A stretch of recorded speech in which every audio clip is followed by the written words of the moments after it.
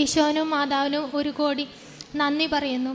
എൻ്റെ പേര് ലിൻഡ, വരുന്നത് എറണാകുളം ആലുവയിൽ നിന്ന്, സെൻറ്റ് ഡൊമിനിക് ചർച്ചിൽ നിന്നാണ്.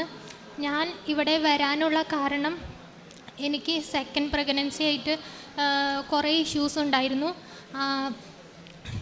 കൊച്ചിന് പ്ലാസൻ്റയിലേക്ക് ബ്ലഡ് ഫ്ലോ ഉണ്ടായില്ല. അപ്പോൾ എന്ന് ഇഞ്ചക്ഷൻ ചെയ്യണം, അങ്ങനെയൊക്കെ ആയിരുന്നു. കൊച്ചിന് എല്ലാ ആഴ്ചയിലും രാജഗിരിയിലൊക്കെ കൺസൾട്ട് ചെയ്യുന്നുണ്ടായിരുന്നു. 50 ഗ്രാം വെച്ച വെയിറ്റ് കൂടുന്നുണ്ടായിരുന്നുള്ളൂ. അപ്പോൾ സെപ്റ്റംബർ മാസമൊക്കെ ആയപ്പോൾ മാതാവിനോട് ഒരു 8 നോമ്പിൻ്റെ സമയമൊക്കെ ആയപ്പോൾ ഒരു 1021 കൊന്തയൊക്കെ ചൊല്ലി. അപ്പോൾ 1 കിലോ വെച്ചു. പിന്നെ ഡെലിവറി ഒക്ടോബർ 13-നായിരുന്നു. അതിനു മുമ്പ് 2 ദിവസം മുമ്പ് ഞാൻ സ്വപ്നം കണ്ടായിരുന്നു. അത് ഇവിടുത്തെ മാതാവിനെയായിരുന്നു. അതിവിടെ വന്നപ്പോഴാണ് എനിക്ക് മനസ്സിലായ ഞാൻ ഈ മാതാവിനെ തന്നെയാണ് കണ്ടത്. ഡെലിവറി കഴിഞ്ഞു. കൊച്ചിന് പ്രതീക്ഷിച്ചിട്ടും 2600, കൊച്ചൊട്ടും വെയിറ്റ് ഉണ്ടാവില്ല എന്ന് പറഞ്ഞിരുന്നു. ഡോക്ടർമാർക്ക് തന്നെ ഭയങ്കര അത്ഭുതമായിരുന്നു. അത് കഴിഞ്ഞ് എനിക്ക് ഡെലിവറിയൊക്കെ കഴിഞ്ഞ് 6 മാസം കഴിഞ്ഞപ്പോൾ എനിക്ക് മഞ്ഞപ്പിത്തം വന്നു. അത് കഴിഞ്ഞ് അതിൻ്റെ ബുദ്ധിമുട്ട്, മുടിയൊക്കെ കൊഴിഞ്ഞു പോവുക. പിന്നെ എനിക്ക് ഫാറ്റി ലിവർ ഉണ്ടായിരുന്നു. പിന്നെ എനിക്ക് ഗോൾ ബ്ലാഡറിൽ എനിക്ക് സ്റ്റോണുകൾ ഉണ്ടായിരുന്നു. അത് കാരണം കൊണ്ട് എനിക്ക് നല്ല വയറുവേദനയും നല്ല ബുദ്ധിമുട്ടായിരുന്നു. എല്ലാ മാസത്തിലും 1 കിലോ വെച്ച് കുറഞ്ഞ് 10 മാസം ആകുമ്പോഴേക്കും 10 കിലോ കുറഞ്ഞു. ഞാനൊരു 56 കിലോ 57 കിലോ ഉണ്ടായി. ഞാൻ 45 കിലോനായി. അങ്ങനെ ഒരു അവസ്ഥയിൽ എനിക്ക് ആരോഗ്യം ഇല്ലാത്ത കൊച്ചിന് 1 വയസ്സായി. രണ്ടാമത്തെ കൊച്ചിന് എടുക്കാനും വെയിറ്റ് എടുക്കാനും ഒന്നും എനിക്ക് പറ്റില്ല.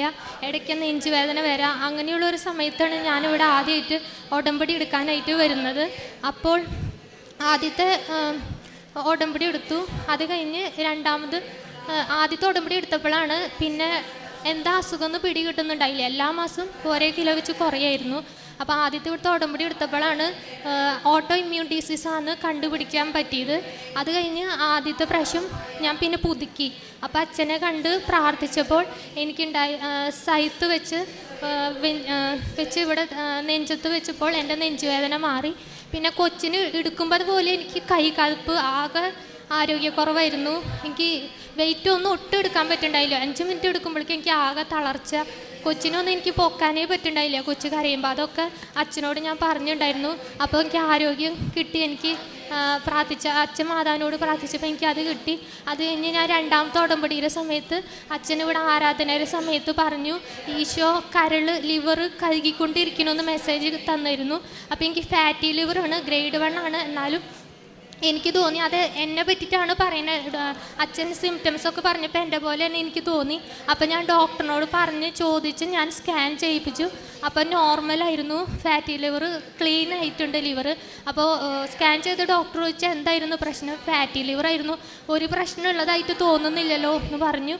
അത് കഴിഞ്ഞ് ഇതുപോലെ തന്നെ വേറൊരു ഉടമ്പടി ധ്യാനത്തിൻ്റെ സമയത്ത്, ആരാധന സമയത്ത് വീട്ടിൽ ഹസ്ബൻഡിന് ഒരു മനപ്രയാസം ഉണ്ടാകുന്ന, കുടുംബമായിട്ടുള്ള ഒരു മനപ്രയാസം ഉണ്ടാകുന്ന ഒരു സംഭവം ഉണ്ടായിരുന്നു. അപ്പോൾ അതും അച്ഛൻ ആരാധന സമയത്ത് മെസ്സേജ് പറഞ്ഞു, മാതാവ് ഈശോയോട് പറഞ്ഞൊക്കെ ശരിയാക്കി തരുന്നുണ്ട് എന്ന് പറഞ്ഞു. അപ്പോൾ എനിക്ക് തോന്നി ഇത് ഞങ്ങളുടെ കാര്യം തന്നെയാണ് പറയുന്നത്. ഞാൻ ഹസ്ബൻഡിനോട് പറഞ്ഞു ഇത് മാതാവ് ശരിയാക്കി തരും എന്ന് പറഞ്ഞു. 2 ആഴ്ച കഴിഞ്ഞപ്പോൾ ആ പ്രശ്നം മാറി കിട്ടി. പിന്നെ ഹാഷിമോട്ടോസ് തൈറോയിഡ്സ് ഉണ്ടായിരുന്നു. അതൊക്കെ ഈ ഉടമ്പടിയിൽ വന്നപ്പോൾ എൻ്റെ വാല്യൂസൊക്കെ നോർമലായി. ഇപ്പോൾ വെയിറ്റ് വെച്ചു. 10 കിലോ കുറഞ്ഞിരുന്നു. ഞാനിപ്പോൾ 4 കിലോ വെച്ചിട്ടുണ്ട്. പിന്നെ എൻ്റെ അനിയൻ ജർമ്മനിയിലേക്ക് പോകാനായിട്ടുള്ള കാര്യങ്ങളും പ്രോസസ്സിങ്ങും ഒക്കെ ചെയ്യുന്നുണ്ടായിരുന്നു. അപ്പോൾ വിസ സ്റ്റാമ്പ് അടിച്ച് വരാൻ കുറച്ച് ഡിലേ വന്നപ്പോൾ അവന് ആകെ വിഷമമായിരുന്നു.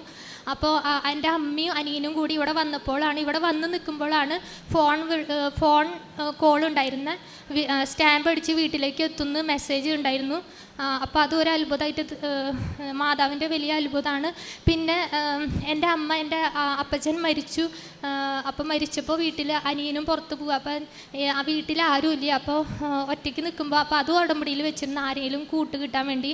അപ്പോൾ എൻ്റെ റിലേറ്റീവ് തന്നെ ഇവിടെ വന്ന് നിന്നോട്ടെ എന്ന് ഇങ്ങോട്ട് വന്ന് ചോദിച്ചു. അപ്പോൾ എൻ്റെ അമ്മയ്ക്കും ഒരു കൂട്ടായി. പിന്നെ ചെറിയ കാൽമുട്ട് വേദനയൊക്കെ വരുമ്പോൾ എനിക്ക് ഈ ഉടമ്പടി തൈലൊക്കെ തയ്ക്കുമ്പോൾ എനിക്ക് പെട്ടെന്ന് മാറാറുണ്ട്. പിന്നെ ചെറുതായിട്ടുള്ള വേറെ കുറേ കാര്യങ്ങളും ഞാൻ ഉപ്പ് ഉപയോഗിക്കാറുണ്ട്. മാതാവ് കുറേ അനുഗ്രഹിക്കുന്നുണ്ട്, കൂടെ നടക്കുന്നുണ്ട്. പല കാര്യങ്ങളും ബൈബിള് നമ്മൾ വാചനം വായിക്കുമ്പോൾ നമുക്ക് പറഞ്ഞ് തിരുത്തി തരാറുണ്ട്. ഞാൻ 2 ആഴ്ച കൂടുമ്പോൾ കുമ്പസാരിക്കാറുണ്ട്. പിന്നെ പറ്റുന്ന വിധം ഓർഫനേജിലൊക്കെ പോയി ഞാൻ സഹായം ചെയ്യാറുണ്ട്. അവർക്ക് ആവശ്യമുള്ള സാധനങ്ങൾ, ഇപ്പോൾ വാഷിംഗ് മെഷീൻ അങ്ങനെയൊക്കെ വരുമ്പോൾ ഇത്തിരി പറ്റാവുന്ന പോലെയൊക്കെ നമ്മൾ സഹായം ചെയ്യാറുണ്ട്. പിന്നെ കൂടുതൽ അടുക്കാൻ പറ്റി.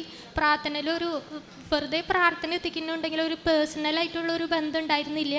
ഉടമ്പടിയിൽ വന്നപ്പോഴാണ് നമുക്ക് എന്തോ നമ്മുടെ കൂടെ മാതാവുണ്ട്, നമുക്ക് ഒരു അമ്മയുടെ ഒരു ബന്ധമൊക്കെ കൂടുതലായിട്ട് നമുക്ക് മാനസികമായിട്ടുള്ള അടുപ്പം ഈ ഉടമ്പടിയിലേക്ക് വന്നതുകൊണ്ടാണ് നമുക്ക് കിട്ടിയത്.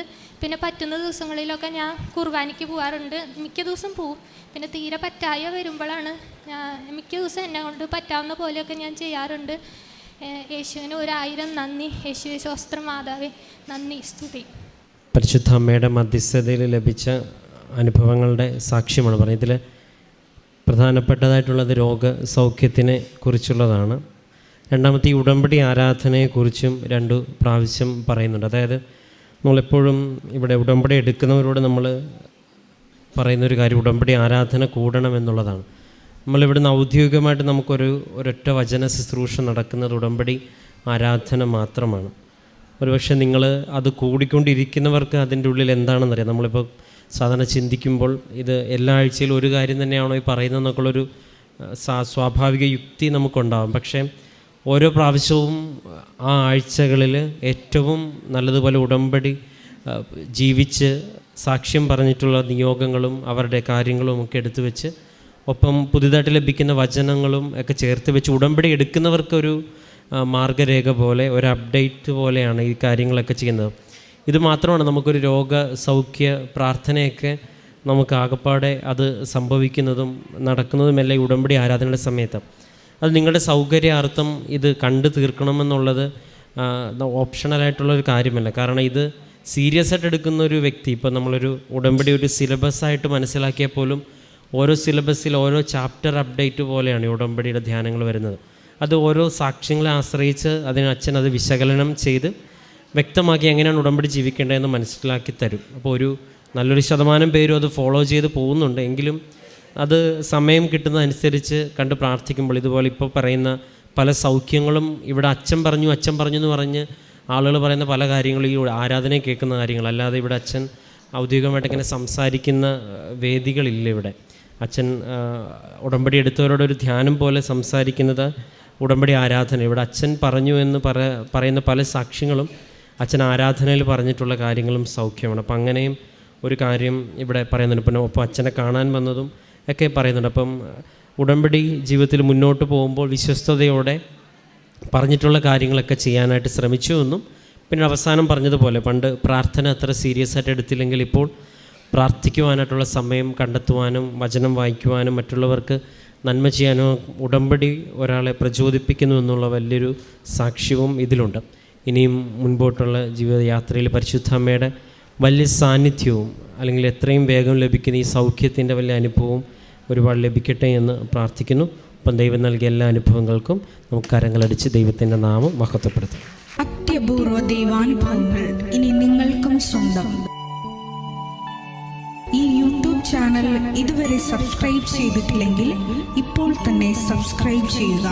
ഈ വീഡിയോ ഇപ്പോൾ തന്നെ നിങ്ങളുടെ സുഹൃത്തുക്കൾക്ക് ഷെയർ ചെയ്തുകൊണ്ട് കർത്താവിൻ്റെ പ്രേക്ഷിതരാകുക.